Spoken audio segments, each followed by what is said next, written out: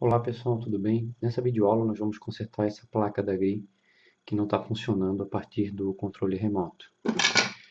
Então, o que pode estar acontecendo com essa placa, né? Pode ser um desses capacitores aqui que estão em curto, porque eles ficam em paralelo com o sensor de infravermelho. Pode ser o próprio componente também que está com defeito e não está emitindo o sinal para a placa. Pode ser uma trilha rompida no display, tá? que não está fazendo a comunicação do sinal com a placa. Pode ser também uma oxidação na placa principal, aqui no fio do sensor, tá bom? Ou pode ser também algum componente na placa aberto ou em curto.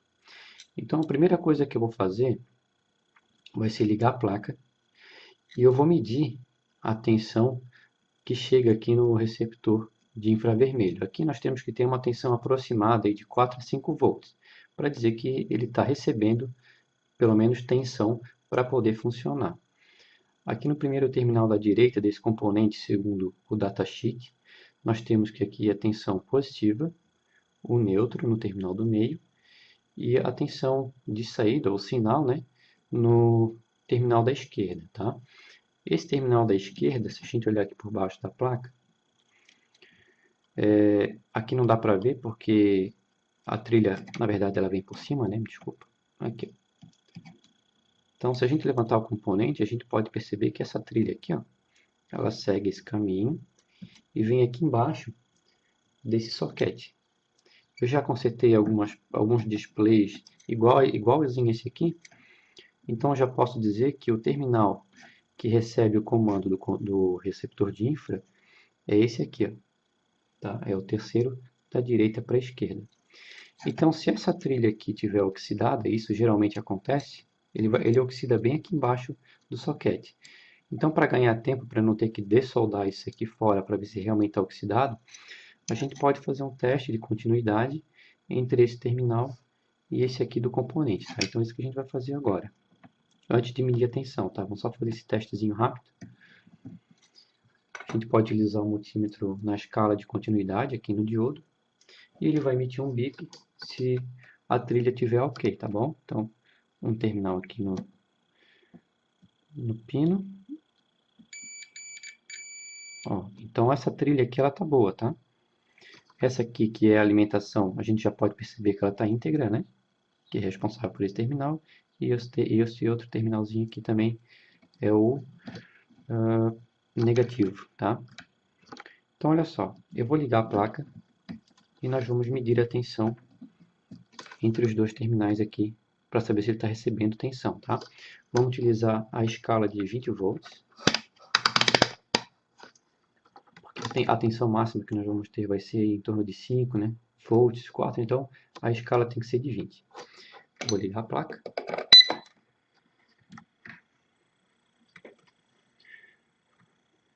O terminal do meio é o neutro, então o ponto aqui no neutro, e a outra na tensão de entrada. Então, olha só, nós estamos com 0.0 volt ou 001, ou seja, a gente não tem tensão aqui. Então, pode ser esse capacitor eletrolítico em curto ou esse outro capacitor de disco também em curto. Então, o que eu vou fazer? Eu vou remover esse receptor de infravermelho e vou medir por baixo da placa os dois terminais para ver se é ele que está com defeito ou são outros componentes, tá? Então, eu vou desligar a placa. Vou virar ele aqui de ponta cabeça.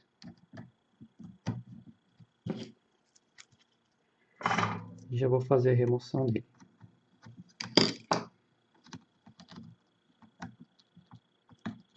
Pronto. Componente removido. Vamos eliminar aqui essa solda, né?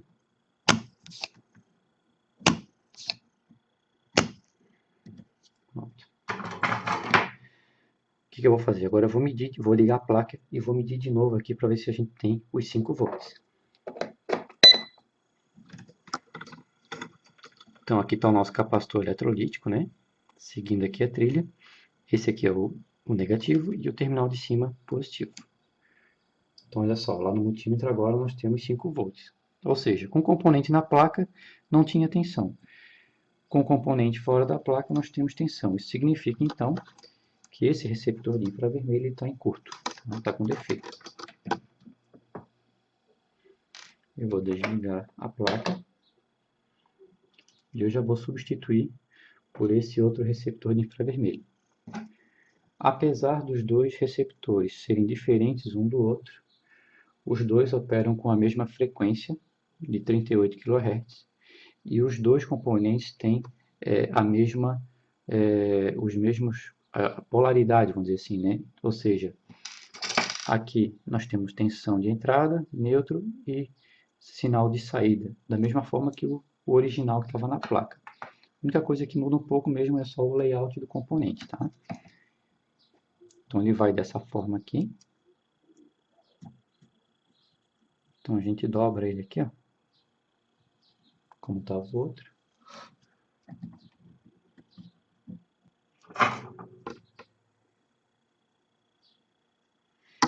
Eu vou botar um pinguinho de solda aqui.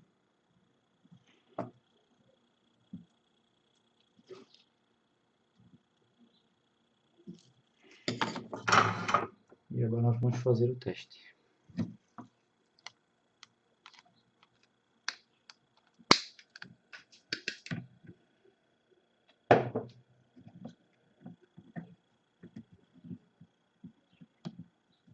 Eu vou desligar minha lâmpada fluorescente para não interferir no funcionamento do componente.